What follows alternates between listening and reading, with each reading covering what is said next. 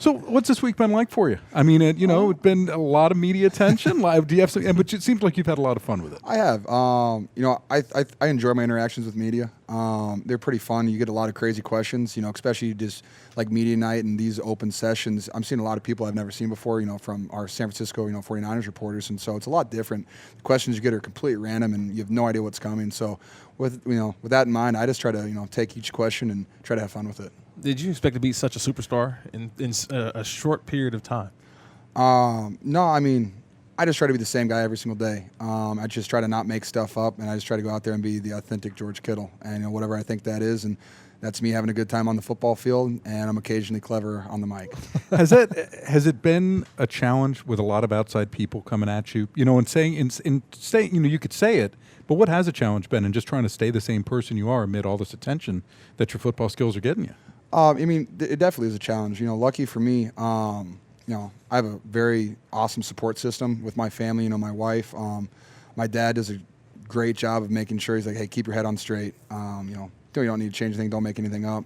Also coming from Iowa, 5 years with Coach Ferentz, we had media training with Coach Ferentz there.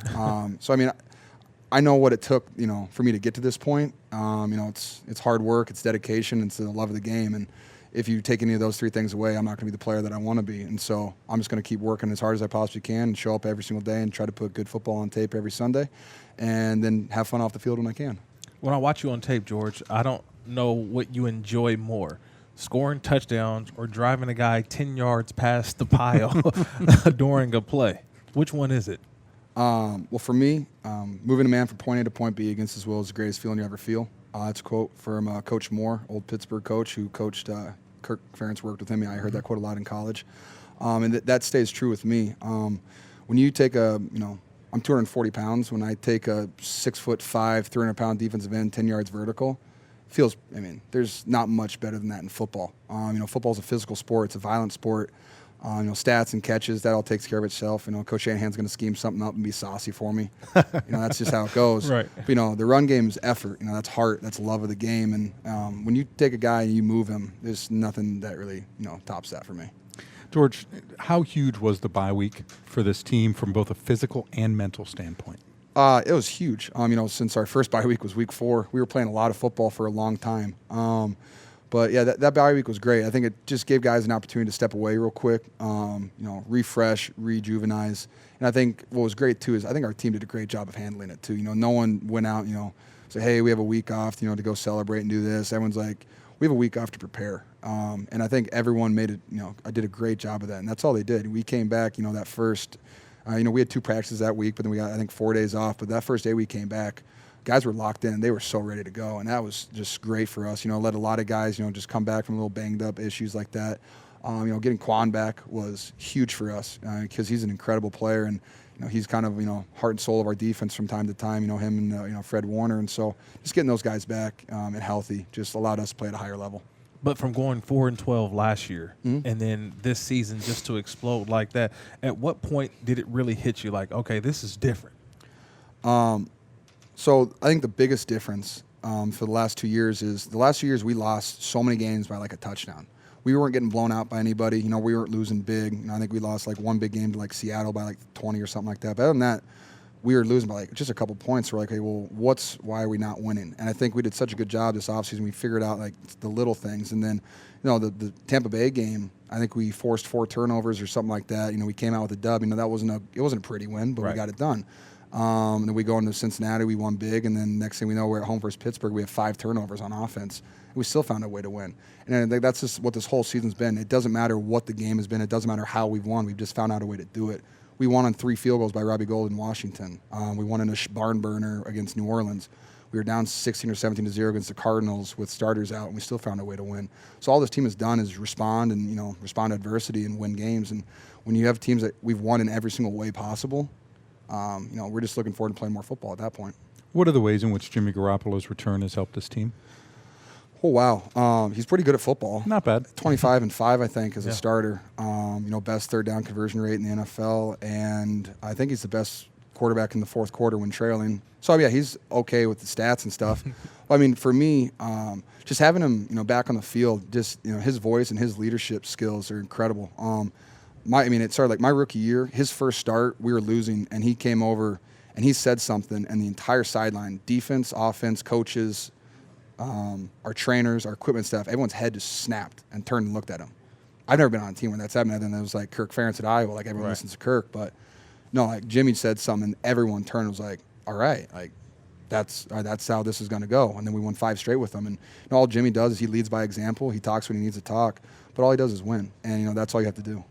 How much more was added to you or put on your plate when Joe Staley goes out for a period of time and Mike McGlinchey goes out for a period of time? So obviously you're going more 2 tight end sets. So how much more was put on your plate this season until those guys were able to get healthy and get back? A little bit here and there, I guess. For me personally, I think I play like 95% of the snaps or 100% every single game. It's just kind of how our offense works, how I work. Even I don't really want to come out of the game. I like playing football. That's what I do. I play. But yeah, there are some difficult times, but at the same time, we had Dan Brunskill and School step up, and they played really well. They played great for us. And so that's been the best thing about this year. We've had guys go out, and I missed 2 games, and Ross Dwelly stepped up, had 2 touchdowns in the game, and played his tail off. We've had guys do these entire years just step up when their name has been called. That's another reason we've been winning games, because we have guys that want to win and the guys that know how to do it now. When you watch the video of the Kansas City Chiefs defense, what pops to you? Well, their D-line's incredible. They got guys all across there that make plays. They make forced fumbles. They pressure the quarterback. And the biggest, problem with the run game is if you get penetration, it's hard to have a run game. And so they do a really good job with that. I think one of my favorite things to watch is, Matthew, just the energy that he has, the passion that he has. To me, I find similarities between us, just the love we share for the game. You can see it when you're watching the silent tape. Like, he kind of jumps off the screen at you, and it's awesome to watch that. And, I love playing against guys that love the game of football. The competition's pure. It's just really fun, and so I love watching Matthew's play. He's just so fun to watch. The plays that he makes. One of my favorite plays that he made, I was watching the Tennessee game. They tried to do like a pin and pull, around the outside, and he comes down, he sets the edge on the tackle. And I was like, that's awesome. And then he like almost makes the tackle like after he gets off of that. And like when you have a guy that can do that, your defense is very successful.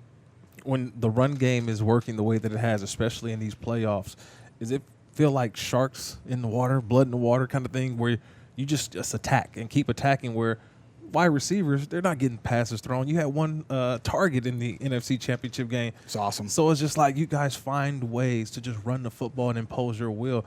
Is that just a feel thing each game, or is it just like, let's just go with what works? Well, Coach Shane always says, that our goal is to run the ball 30 times a game. And because if you're running the ball, if you get 30 rushes in, that means you're controlling the clock and you're on the field, you're getting first downs, you're converting, right? So that means, first downs lead to touchdowns. But we're just going to do what works, and we run the ball really well. What you said about our wide receivers, Coach Shannon always says, your physicality is not set by your offensive line or your tight end or your running backs, because we always have to be physical. Correct. Otherwise we're going to look bad. Wide receivers, if they choose to be physical, if they choose a crack on a safety, if they choose a crack on a linebacker and like open something up, that's when your run game really explodes, is when those guys make the decision, to be great. And that's all our wide receivers have stepped up big time. They've been so physical in the run game this entire, especially this postseason. Emmanuel Sanders had 1 target against Green Bay and no catches, and me and him are out there competing to see who has better run tape. It was awesome. And that was his idea. He goes, I bet you have a better run game than you. And I was like, you probably won't, but you can try. And like that was our conversation. And when you're around a guy he's been in the league 10 years, he's won a Super Bowl, he's been to 2, now he's in his 3rd, and he's out there and he's more excited about making a run block than having a sick route or sick catch. That elevates the play of everyone around him. And like how he influences our younger wide receivers too, from Kendrick Bourne to Deebo Samuels. Now they have become incredible blockers too. And when you have your entire receiving corps out there run blocking, now the safety's not making a play at 5 yards. Now the safety has to make a play on Raheem Mostert at 15 yards downfield, and hey, good luck, man. That dude's fast. This Super Bowl features the greatest matchup in the history of the game in terms of the most prolific tight ends who've ever played in it. No one's ever had 2,000-yard campaigns the way that you guys have. If you could take one part of Travis Kelce's game and make it your own, what would it be? I'd love to score more touchdowns. He's so good at that. In my opinion, I think Travis is by far the best red zone threat in the NFL, because if you don't double cover him, he's going to get touchdowns, whether that's 3 against Houston or it's 10 last year. I think he's at 8 right now. What he does in the red zone is so special. He finds the soft spots so easily. And then he just makes a play. Like whenever his number's called in the red zone, he makes a play. And it doesn't matter if he's, has guys hanging all over him. He's going to get it done, and that's what I love to see. What does Sunday really mean to you if you were able to hoist that Lombardi trophy, being a part of Kyle Shanahan's first draft class as well? A dream come true. It's something I've been dreaming about since I was a little kid. I watched every single Super Bowl that I can remember. Like, I don't know the last one I missed. I made sure to tell John that I definitely put $20 on the Oakland Raiders to beat him. John Lynch, back in the day. I didn't win, unfortunately, so he owes me $20, I guess. But yeah, that's just something I've been doing my entire life is football. And so, the Super Bowl is the grandest stage of them all, and just getting the opportunity to play in it is awesome. But, we're not just happy to be here. We're ready to win this thing, and we're really looking forward to the game. Last question for you. I promised a little pro wrestling yes, talk thank here. goodness. Something good. Yes. So, listen, you're a fan of it all, right? That's the thing about it. You love every company, don't you? WWE, AEW, what little Ring of Honor, maybe. I love Ring of Honor, yeah. So, how did you become such a big pro wrestling fan? It really started, one of my best friends in college, he was our fullback, Steve Manders. He's a junkie. Like, he's the guy that he was jumping off the couch at the age of 3, like through his dad's chest, dropping the elbow and stuff. And so I was never the biggest fan. Like, I always, growing up, I liked Stone Cold, I liked The Rock, but I didn't, religiously watch it. I wasn't the biggest fan. And in college, actually, so when I met Steve, he got me to watch the WrestleMania at Levi Stadium, ironically, which is where I play now. But it was when he was like, hey, dude, just watch Seth Rollins. He's an Iowa guy. Just try to enjoy it. And I was like, okay, I will. And that's when he cashed in the Money in the Bank. He ran down between Brock and Roman. He pinned him for the win. And I was like, that was pretty cool. And so then I started, watch a little bit more with him. He actually came over that entire offseason. Every single day we watched about 4 hours of wrestling on the WWE Network. And he would just show me. He was like, hey, he would just show me storylines. Just follow characters that you like, and you're going to enjoy it. You're not going to like everybody, but just watch people. And so I did, and that's all I did. And then finally I got to go to Seth Rollins Wrestling School in Davenport, Iowa, which is where Steve trained.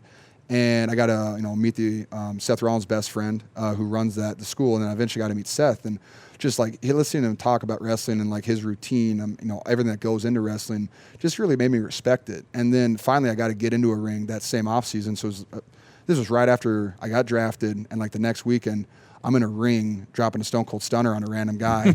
And I don't know if my PR staff was too happy with me, but I didn't get hurt or anything.